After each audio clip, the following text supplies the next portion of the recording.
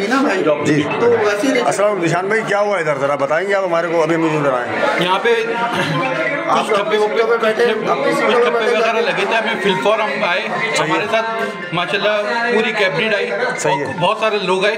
तो मैंने यहाँ पे पुलिस से भी बात की, उसके बाद क्या नाम है, मैंने रेंजर्स वालों से भी बात की, आरओ साहब से भी बात की। जरा आरओ साहब से एक छोटा सा बयान है।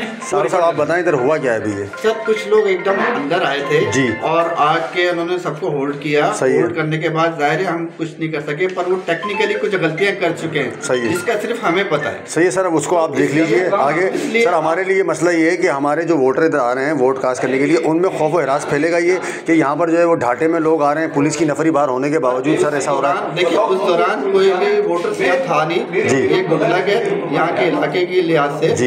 वैसे पुरसकून तरीके। चले सर अब आप आगे देख लें ये मामला हमारे लिए, क्योंकि अभी सुबह सुबह स्टार्ट है, ये पूरा दिन हमारा पड़ा है। मैं टेक्निकली बात में बता नहीं सकता हूँ। हमें आप पे भरोसा है सर, लेकिन ये कि आप देखें अपनी ड्यूटी करें।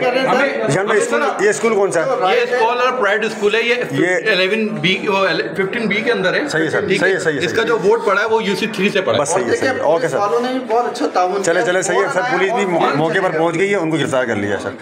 आप इससे भी कर रहे हैं 2022 बहुत सारे तोहफे भी देखे गया पाकिस्तान की आवाम को।